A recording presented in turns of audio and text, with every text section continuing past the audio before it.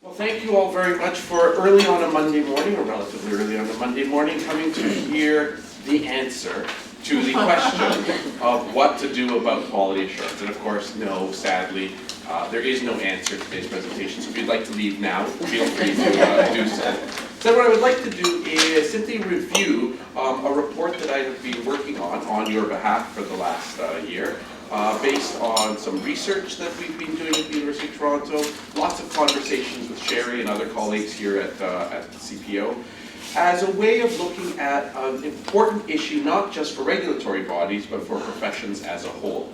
You will have a copy already of the written report, and this is not meant to be in any way a repetition of that report. What it's meant to be is a summary and what I hope will be a springboard to a discussion that will allow us to focus on various principles that seem to be emerging when you review the literature around the world in terms of what competency assessment is, should be, and could be. So just by way of a little bit of background, as you all know, this was work initially commissioned by CPO, and it was meant to actually look at and evaluate academic, regulatory, and gray literature related to quality assurance and competency assessment. These three sets of literatures were necessary because a lot of what I'm going to be talking about is not actually found in peer-reviewed journals. It's found on websites, it's found in annual reports, it's found in professional association journals. In some cases, it's found on blogs. It's found in a lot of different places, but trying to put this all together using a methodology called scoping review hopefully gives us an idea of how these things connect to one another and what trends are available.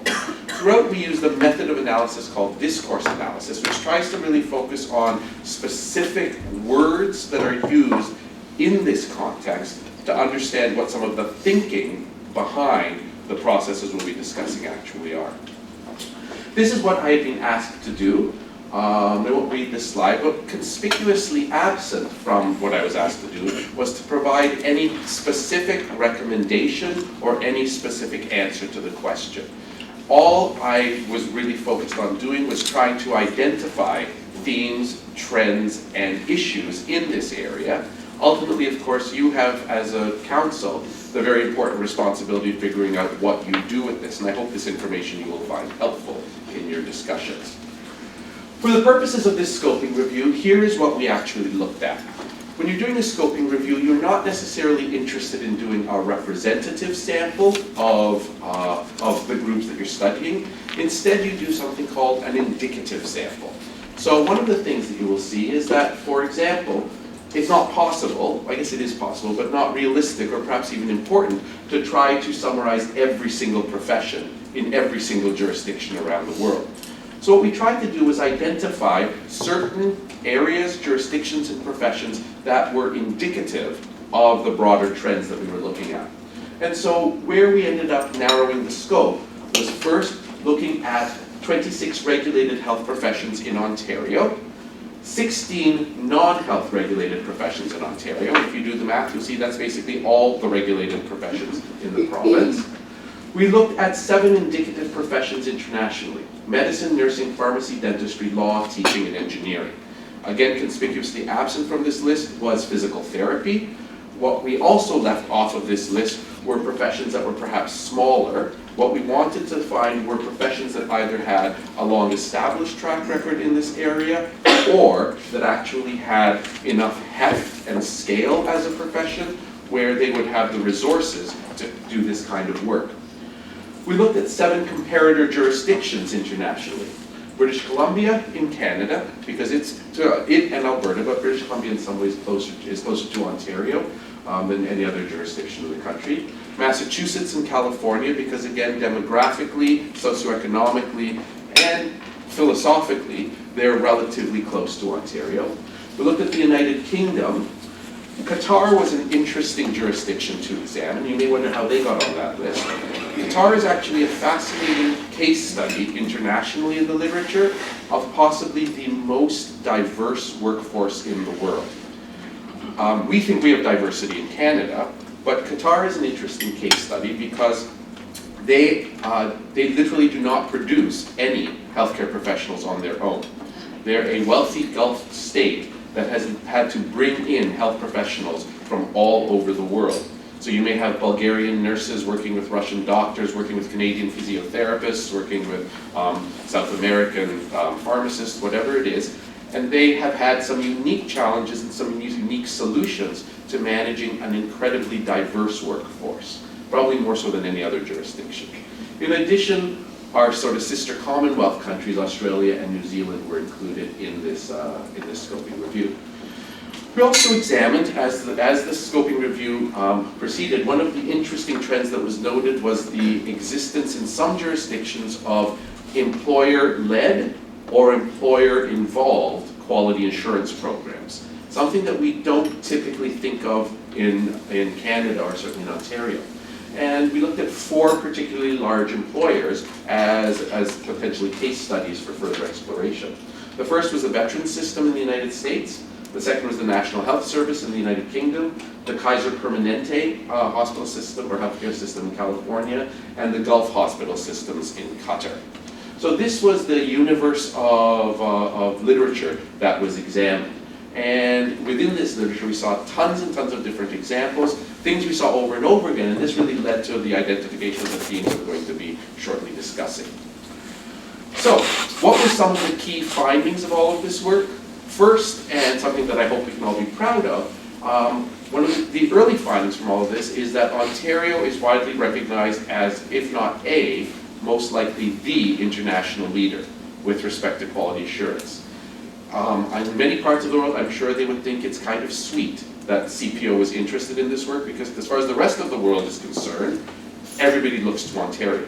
If you actually look at the literature, if you look at websites, people reference their own profession in Ontario, they reference other professions in Ontario. Ontario models are frequently held up as a best practice or promising practice standard, and many of the themes that you'll see are saying, well, in Ontario, this is what happens.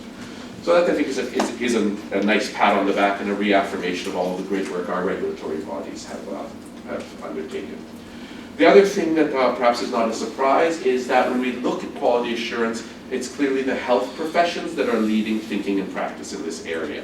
Professions like teaching, accounting, engineering certainly have to work in this area and have different systems. But again, they will tend to reference health professions in particular, and around the world you see healthcare as being the leader in thinking and practice in the area of quality assurance. In virtually all systems examined, especially ones that have a strong regulatory body influence in them, so for example, not in Qatar, but in most of the other systems, you'll see that the cornerstone for quality assurance is complaints. That there is oftentimes a recognition that the reason we have quality assurance is to prevent complaints, to follow up on complaints, to somehow tease out whether complaints need to move to discipline or not. This is an important finding because, again, if you can recall from the last presentation, complaints are an incredibly small part of what regulatory bodies do, yet they consume an inordinate amount of resources. Rightly or wrongly, the reality is very few practitioners in a profession are typically complained about, yet that process consumes a lot of resource, and a lot of elaborate mechanisms have evolved over the years, particularly in Ontario, in an attempt to, quote, prevent small problems from becoming big problems. And that is one of the first core themes that really emerges from this literature review.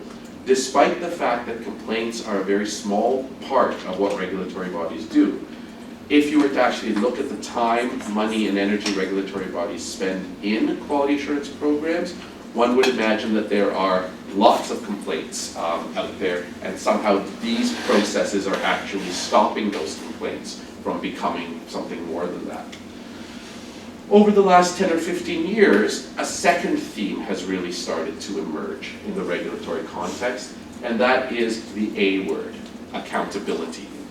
Throughout, especially public documents that are available on websites for regulatory bodies around the world, the notion of demonstrating accountability to, and in some cases it's going to be the general public, to others it's going to be a government, and in other cases it's actually to a payer, an insurance company, a patient who's paying, whoever it is. But that theme of accountability as a reason for having quality assurance is something that has really taken on great significance in the regulatory world. Another important finding from the preliminary part of the literature review was that with only 2 major exceptions, every system or model, that quality assurance system or model that we were able to find has been used at least by one regulatory body in Ontario. So it's kind of nice sometimes you have to go all around the world to come back to realize, well, actually almost all the expertise or all of the thinking or all the best practices are actually down the street from where we are sitting right now.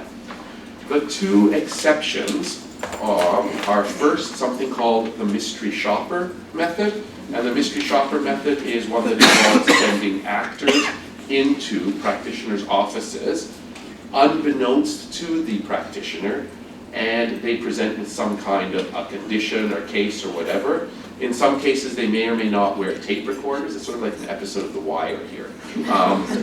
And basically that practitioner's performance with an actor is examined in their real-world context. Interestingly, there are a few situations where mystery shopper methods have been discussed in an Ontario regulatory context, but they've almost always been ruled out for what I would call cultural reasons. That within our regulatory, educational, professional practice culture, this type of approach is seen as surveillance, it's seen as antagonistic. There's a huge ick factor of the idea that we're sending spies into practitioner offices. Where you actually see, interestingly, mystery shoppers used most frequently is in Australia, which curiously doesn't have a culture that's all that dissimilar to Canada, but for whatever reason it appears to be more culturally acceptable there. So even though we don't tend to use this in a regulatory context, mystery shoppers, it's something that has sort of at least been thought about in some contexts. I would emphasize that mystery shoppers are, however, not a favorite, but certainly a used technique amongst employers. So as part of their, as part of their sort of client satisfaction testing for employees, mystery shoppers are sometimes used, but not for regulatory purposes. The other major exception, and perhaps an opportunity for some interesting discussion, is in contexts where you have employer-led regulatory QA. So in places like the VA system in the United States, the Kaiser Permanente system in California, and the Gulf Hospital system in Qatar, where you actually have the employers taking on what looks to us to be a role that regulators would play. And that's something that we in Ontario haven't really quite thought probably as much about or done a lot of work with in terms of finding ways of bringing employers more directly into regulatory QA processes. So let me pause for a second there. Any questions so far about any of this? Yes? Does the mystery shopper hold up in the court if it ended up going through to a discipline hearing or something like that? Does it hold up in court, or would it be struck down? So the question is, do mystery shoppers hold up in terms of whether or not they're defensible in a legal type of setting? In the contexts where they're used for regulatory purposes, they're typically used as a preliminary screen. So they're typically used as a mechanism to identify somebody that the regulatory body should take greater interest in, and then use a more traditional method to determine whether or not there's a problem. We weren't able to find any evidence where mystery shoppers were used for gotcha purposes. That way of simply okay, this person might warrant a longer visit using a chart-stimulated recall method, or maybe we need to put them into a recertification exam. It's meant more as a triaging or screening type of technique. Yes? And the employer-led regulatory QA, would that be also in areas where there's clinic regulation? Yes. So the question is, vested interest then. For employer-led models, is there any sort of parallel system of clinic regulation or clinic sort of accountability that's involved? And that's typically why employer-led regulatory QA evolves. The story of how it evolved in Qatar is that they don't actually have, until very, very recently, they didn't have regulatory bodies in the way that we would recognize them. And so employers struggling with a very diverse workforce and not having regulatory bodies per se to help them with that initial step of who is competent, are you maintaining competency, all of those things, they had to band together and figure out their own systems. Yes, sir. Yeah, just to answer Steve's question, in the retail industry, it's been challenged, mystery shopper has been challenged up to the Ontario Court of Appeals, and it was a union that was suing on behalf of a company using the mystery shopper, and the court held that it is defensible under the charter. So if you can extrapolate that over to another, like the regulatory industry, you don't know until it's challenged, but Right. at least at one level, and it wasn't taken to the Supreme Court of Canada, it ended up to an Ontario Court of Appeal, so Yep. it's, there is a precedent for it being challenged, and the challenge was lost. Okay, thank you. Yes. I'm thinking that the mystery shopper is more like an undercover boss, and if you've seen that on TV, it's actually been quite successful, right? Because you actually uncover things that perhaps even a regulatory body sending in a QA may not even actually uncover. And so now you're saying that there are these mystery shopper type techniques, and have they been successful? And perhaps even pulling in the employer to, sort of work with the QA. So where you actually see mystery shoppers again being used is not so much, it's as a way of alerting a regulatory body to potential need for further scrutiny of an individual. And I think it's partly to address legal issues, it's also partly to address, this is the sort of thing that actually does cause significant concern for members of a profession. You'll see in a couple of slides as you get to it. Member buy-in is an important part of success for any kind of quality assurance process, and this can't help but give the appearance of spying.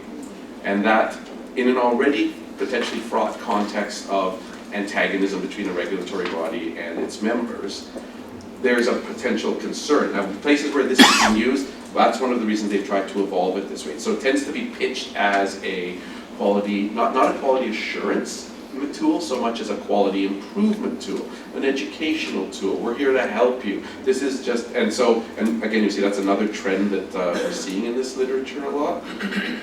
As a technique, there's potential promise to it, but as with many of these techniques, it's all about context, implementation, and communication to the membership.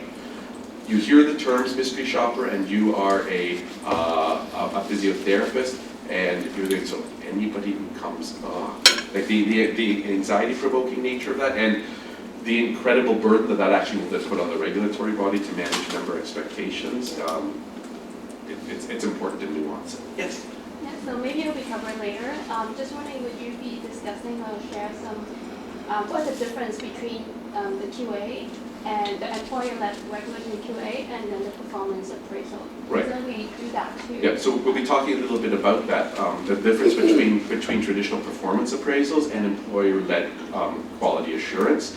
Many of the same techniques are used. So for example, 360s, multi-source feedback, those techniques, they're used though in the employer-led systems in a regulatory rather than in a professional context. So they're actually used to define, are you ready to work? So in Qatar, for example, in the absence of national licensing exams for physiotherapists, physiotherapists before employers will allow them to work independently, instead of doing a national licensing exam, they do basically an in-service test period.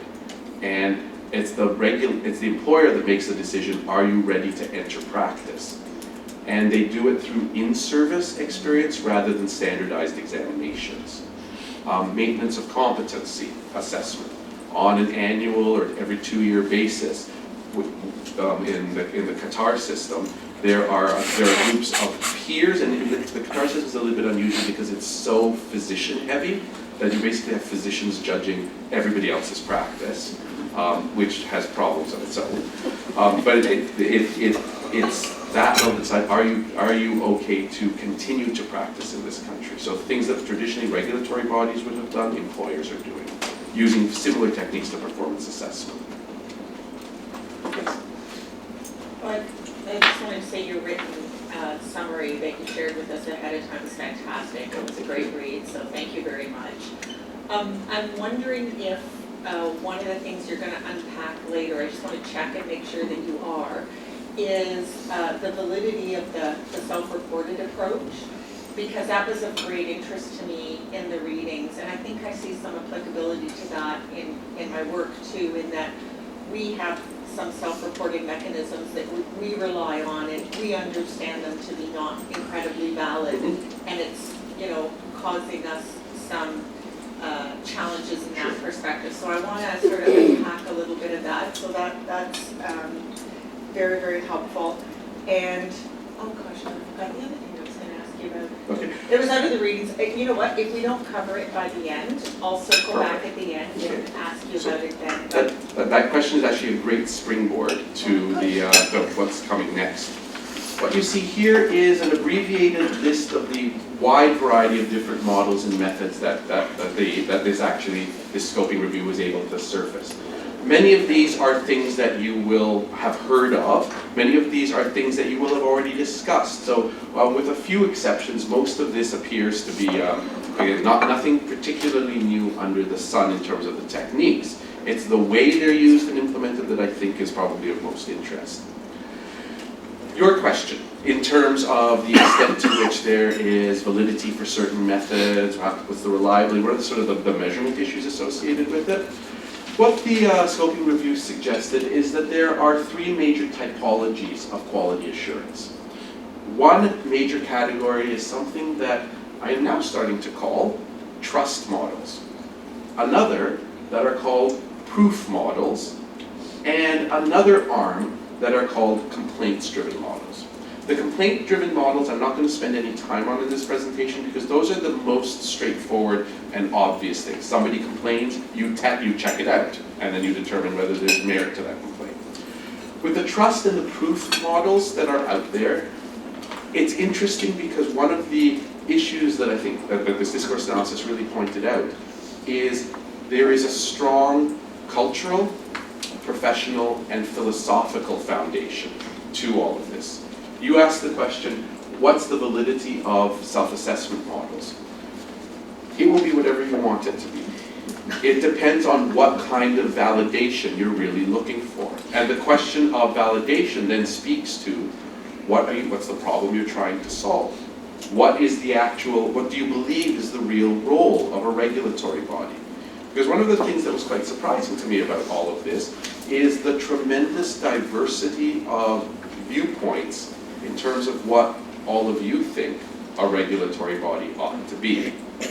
Not being able to have a clear answer to that question, this is what regulators do, has resulted in, as you'll see, a proliferation of methods and an attempt to be all things to all people. And as you'll see in a few minutes, there's some strengths to that, but some potential challenges as well. There are a wide variety of trust models of QA, and what trust models of QA have in common is the notion, or the philosophical starting point, that we're all professionals here. We are all good, nice, noble people who have already jumped through a lot of hoops. We got into challenging university degree programs already. We finished difficult degrees. We passed licensing exams. We're all adults here. We can be trusted to want to continue our practice and not hurt people. Trust models have at their core the notion that individuals ought to be respected and not interfered with, and really focus on the idea that if we don't respect them and if we interfere with them, that's going to cause more problems for them, for us, and for the system. What are some of the classic models used in the trust stream? Self-reporting and self-assessment. For example, counting of continuing education units. That I do 20 hours of CE a year. I maybe fill out a quiz, but those quizzes are really not. They're basically, as long as you've got a pulse and you can flip back in the pages, you can find the answer. So they're not particularly rigorous. Models that emphasize self-directed continuing professional development, built upon things like self-identified learning needs and plans, learning portfolios, knowledge gap surveys, all of these things. In some cases, this is what the core of a continuing competency assessment program actually is. It invests great trust in the individual member to figure out what their own problems are. There may or may not be some ancillary support provided by the regulatory body to say, oh, you need to learn more about X, Y, or Z. We're going to give you a website that you can go to that points you in the right direction. But it's up to you to sort of sort all of that out and you report back to us on how this works. We'll talk in a few, Emma's mentioned it now. One of the great advantages of trust models is the appearance that it gives to the members. Remember that trust models evolve out of a context where an astonishingly small number of members are ever complained about. In most professions in a typical year, it will be much less than 1% of people that ever have a complaint lodged against them. The problem for the other 99% is, why are you binding me up in something when less than 1% of people are involved in something? There is a somewhat punitive, unfair aspect to proof models. And so trust models have that sense of, the vast majority of you are absolutely fine. We just want to, help you to continue to be fine and get finer. And this is how we're going to help you to do that. When you look at some of the discourses that are used by regulators who butter their bread on the trust model, who emphasize this as the core of a quality assurance program, I would suggest that if you were to look at their websites but take away the titles you didn't know it was a regulatory body, you might think you're looking at a university's website or a professional association's website. It's all about the profession, empowering the profession, improvement. There's the same kind of lofty, aspirational, idealistic vocabulary that you would see a university trying to put out there as a way of really saying, it's all about making you the best you that you can possibly be. One of the interesting things about the trust model, of course, is that it speaks to what's the role of a regulator. Historically, we have had in most professions a division of responsibilities. I have a job as an educator, you have a job as a regulator, somebody else down the street has a job as a professional advocacy group. I teach, professional advocates advocate on behalf of the profession and sort of support the profession, and regulators protect the public. What trust models do is blur a lot of those type of walls that have historically occurred. That may be a good thing, it may not be. That's something, of course, that your discussions need to surface.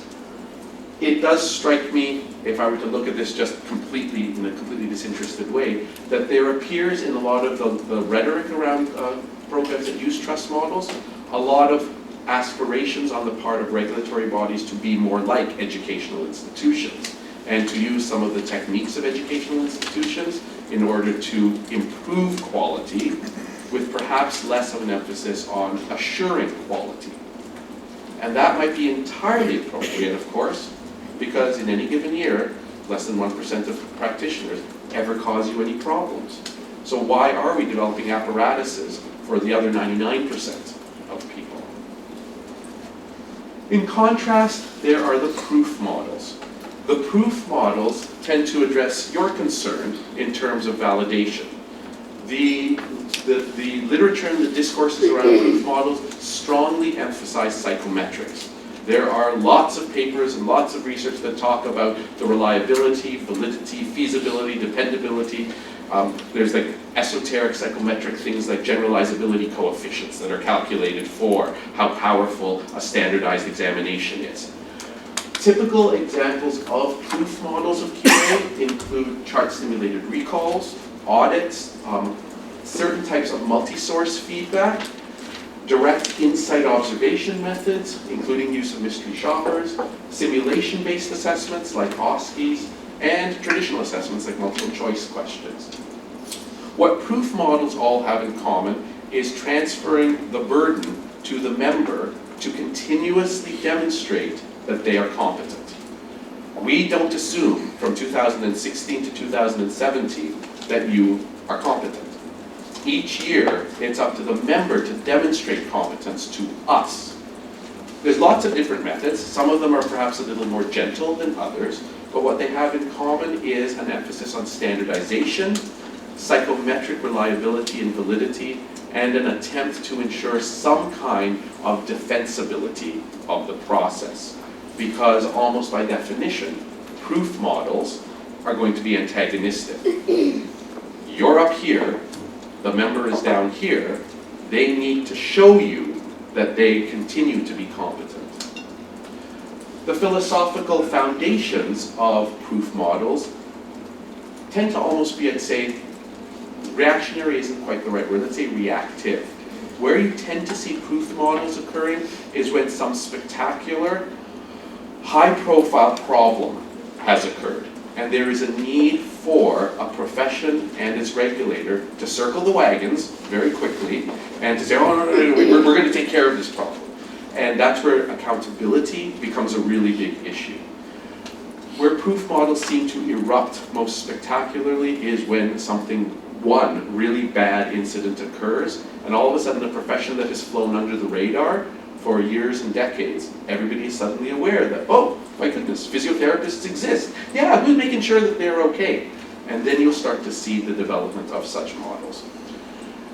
For example, in the Qatar hospital system, one of the things that led to the employers having to take on a regulatory role and using a lot of these type of techniques in their system was a very well publicized case of a member of the Qatari royal family suffering a fairly unfortunate sort of health-related outcome.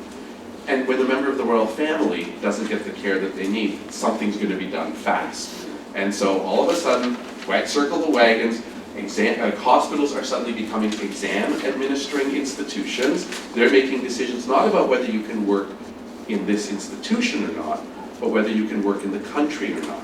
And in a country like Qatar, that's even doubly important because of a whole peculiar array of visa and immigration issues that if your employer doesn't back you up, you're out of the country really, really fast. And especially for health professionals who are coming from places like India, Pakistan, Bangladesh, there are catastrophic consequences for them as individuals when this system doesn't work for them. So that's a very high level overview of what I'd say are the two major types of models that the literature review really surfaced. Any comments or questions about that distinction between trust and proof? Yes, sir.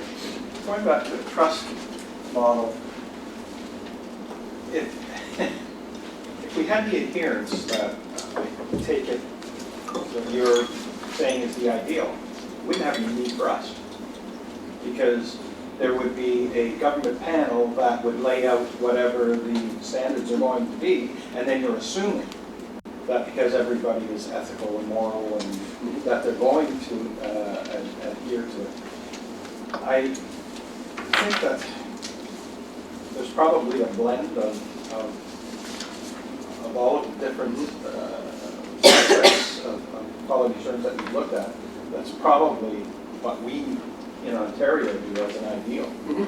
And but it's unfortunate for the 99% that we have to regulate the lowest common denominator. But it's always been that way. Yep.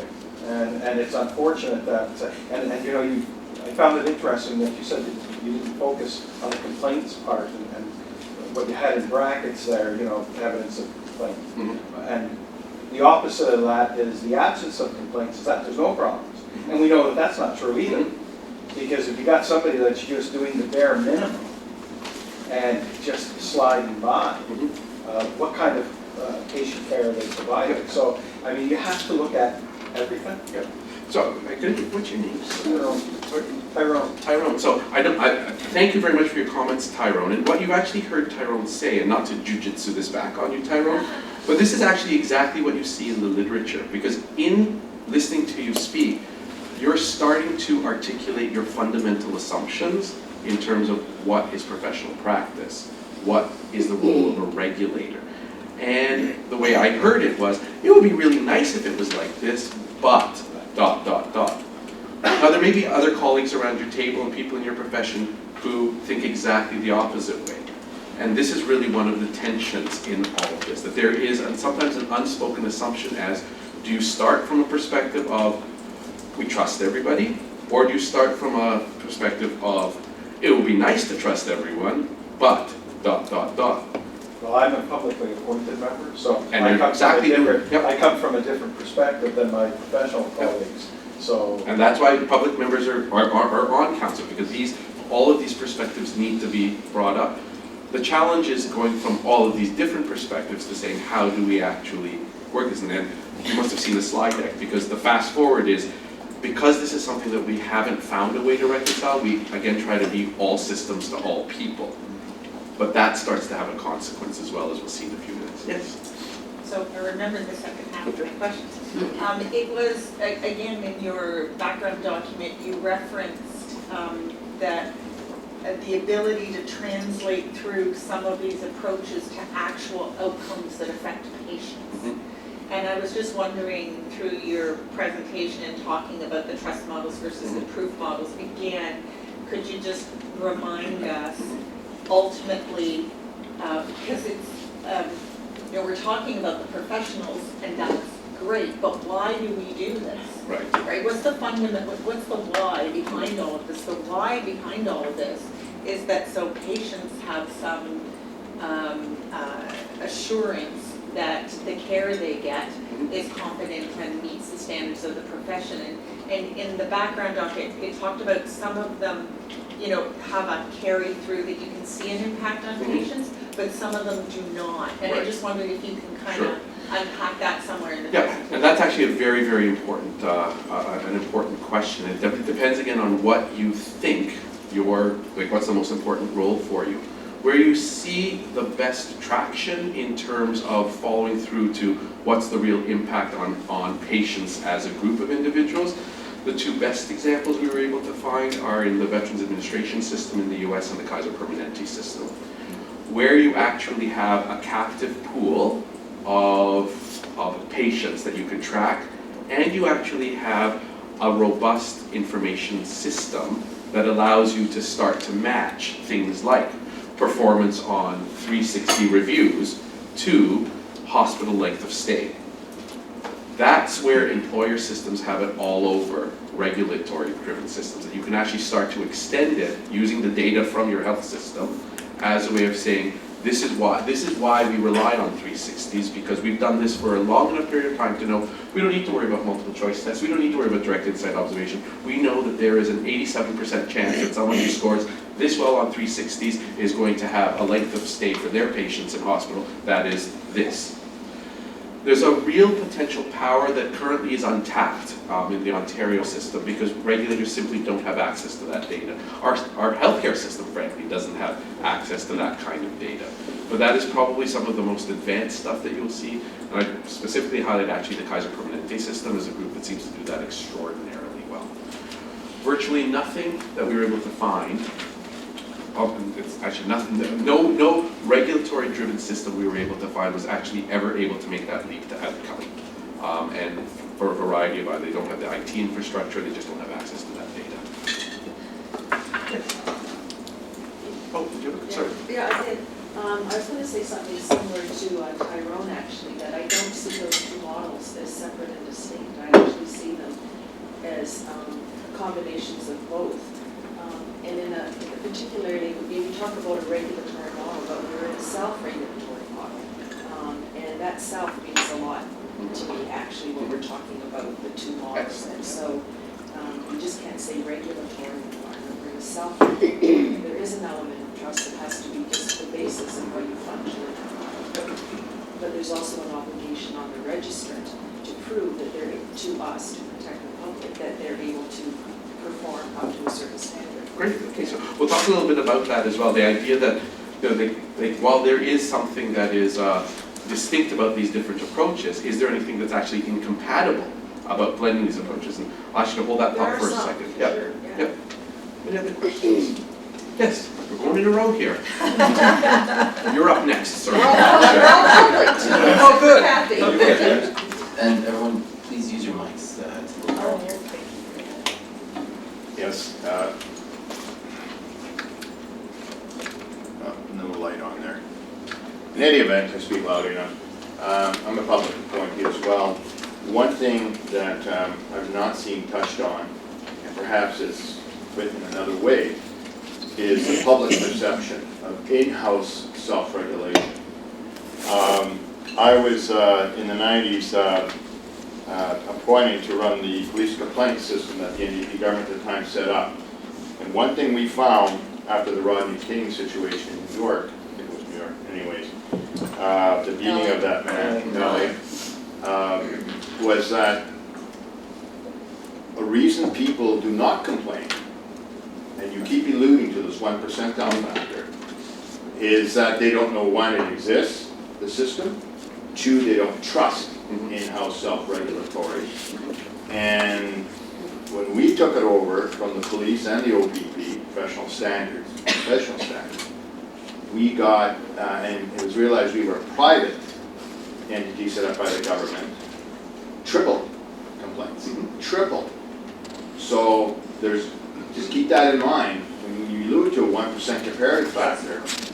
And then when the next government came along and shut it down because the big blue machine in Toronto complained and everything else. Sorry about that, Tyrone, but the thing was they didn't trust that the decisions being made, there's not enough transparency. And I have to say, belonging to this college, I'm amazed at the attempt at transparency, the websites, everything.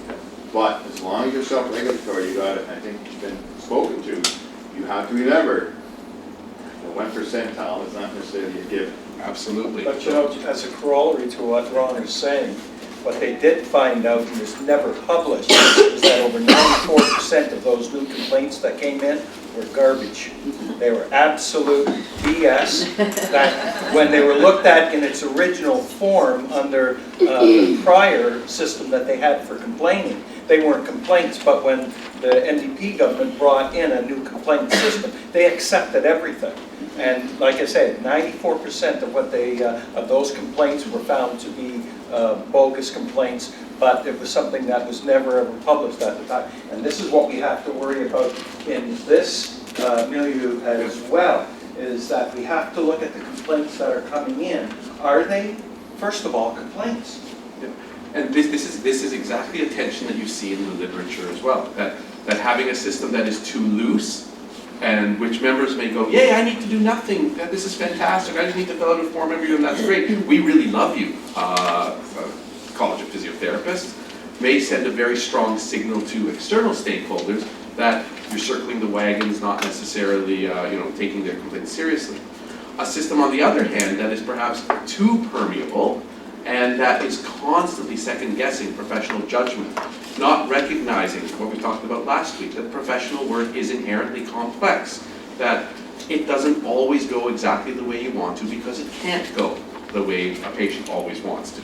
And finding that nuance is really, really challenging. One of the things that you'll see over and over in this literature is a strong attempt to balance those two.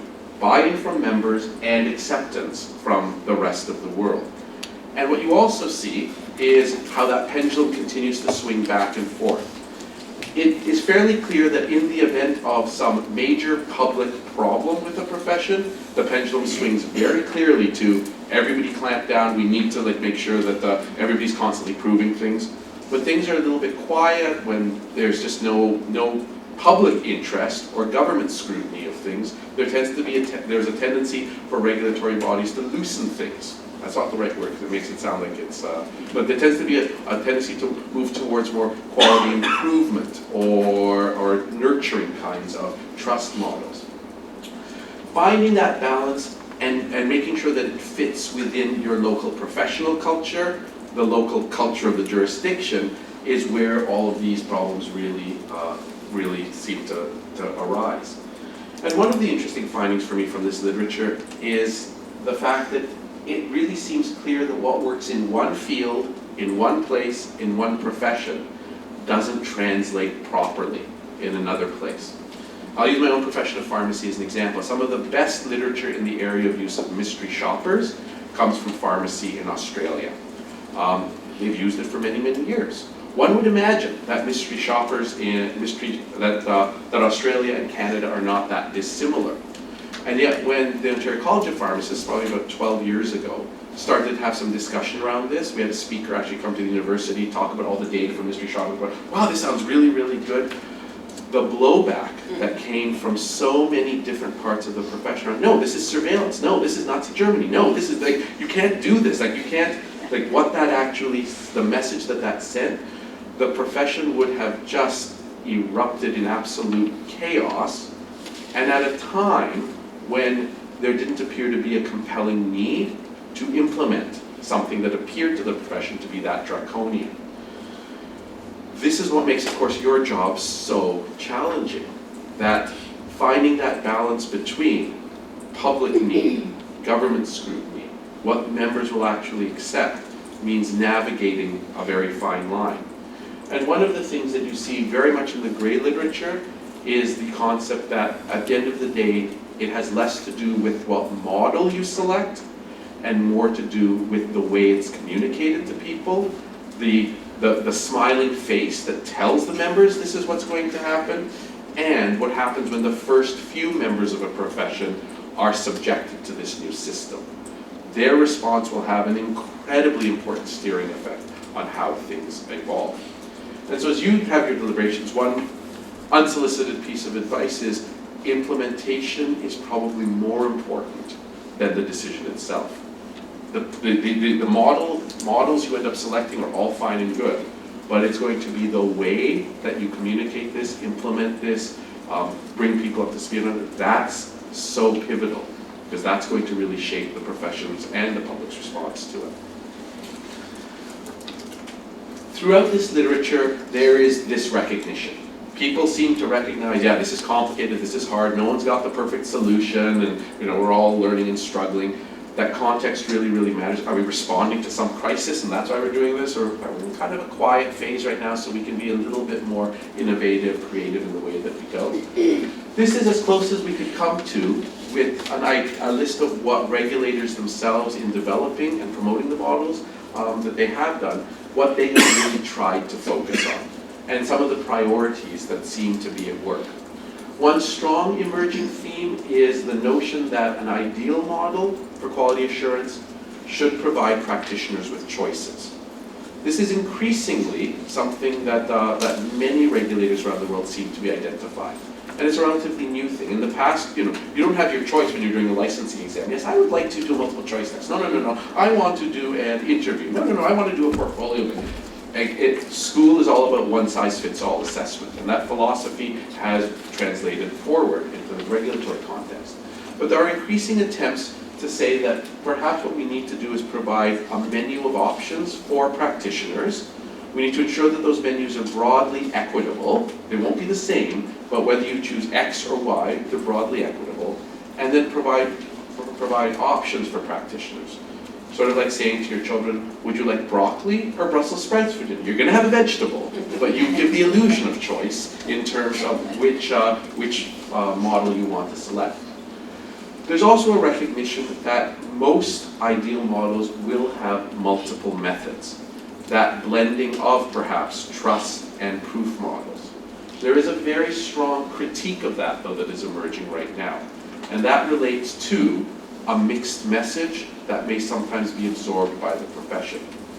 If you as a regulatory body on the one hand are all about, we want to nurture, we want to improve quality, we're here to help you, but then your members aren't going to know what to believe.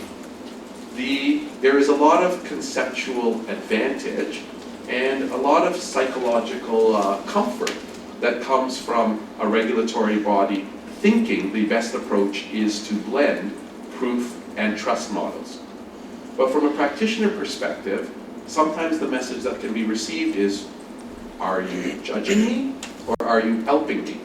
And if you're capable of judging me, maybe when you're saying you're helping me, you're actually secretly judging me. That kind of issue is a really challenging one to sort through. Historically, it's been sorted through by, for example, establishing regulations within a profession that say information from the Quality Assurance Committee cannot be shared with the Discipline Committee unless public, those sorts of firewalls. And again, that might make conceptual sense and be very clear in this room, but it can be hard for members to actually believe. Are you my helper or are you my judge? Are you my jury or my executioner? And that can really confound the picture, especially if you are relying on choices and multiple methods. Talk a little bit, the idea of using quality assurance mechanisms to ensure that you're taking moving pictures and not snapshots, so that this is not the sort of activity that occurs once every 10 years. that once every 10 years for 3 hours, someone is coming to chart stimulate you and, can go through, and then that's it. And then I never hear anything again, and then, oh no, they're coming back again. Those sorts of parachute in and out models, again, can send mixed messages to the profession and may not even actually have the desired benefit in terms of demonstrating accountability to other stakeholders. There's a strong desire in this literature, perhaps realistic, perhaps not, to try to balance evaluation that is summative and formative in nature. Formative evaluation is stuff that informs a member, that is meant to be coaching, mentoring, nurturing, helpful, without a strong judgment component to it. Summative evaluation is a pass-fail decision. You are competent, you get to continue. You are not competent, you have to do this. Regulatory bodies have historically, and I would suggest because this is not a consensus that's easily had around a table like this, said, okay, we can't come to a consensus, we're going to listen to what Tyrone says, we're going to listen to what he says, and we're going to actually try to come up with basically almost two parallel models that both make sense individually, that make us feel good about what we're doing, but don't necessarily make sense to a member that's going, are you my executioner or are you my mentor? You say you're one right now, but it's sometimes hard for me to trust which one you are at any given time. Of course, a need to ensure that whatever you're developing is non-intrusive and doesn't have the appearance of a make-work project, that is collegial, partners with the whole profession, but ultimately has the objective of identifying small problems before they become big problems. One of the really interesting things in this whole assessment, and one of the things that actually surprised me a little bit, was trying to find any, not even evidence, an estimate as to the different costs associated with some of these different models. Intuitively, one would imagine that a model that is premised entirely on someone submitting learning portfolios and no one in a regulatory body ever looking at them, we just tick off a box saying, yes, you submitted a reg report, that would be cheaper to run than a model that had 10% of the profession every year going through an 18-station OSCE exam. The reality, though, is it's really hard to know how much any of this costs, because one of the things that this literature points out is that the decision you make around this area of a regulatory body's role fundamentally shifts everything within the regulatory body. That this is really a foundational decision. If you're going down a trust path, if you're going down a proof path, if you're going down a hybrid path, if you're going down a moving picture path versus snapshot path, every operation in the regulatory body significantly shifts in response to this. And so to say this model costs this amount doesn't really address the fact that the organization, regulatory bodies, really work as incredibly complex ecosystems. And knock-on effects are incredibly difficult to project in this area. Individual techniques may cost more or less than other techniques, but the actual organizational impact of such a this is your basement, your whole house is going to be shaped on this decision, and the staff you need, the space you need, the costs you're going to incur, so much of that flows from this decision. So accurate costing is a month's game, most likely. And that's where we end. Where we end then is the really painful discussion that of course is going to be coming up over the next couple of days, months, and years for all of you. Trying to balance all of these different questions, issues, all these different fundamental philosophical underpinnings in a way that meets your needs as a regulatory body, your members' needs, the public that you serve, and a whole diverse array of stakeholders.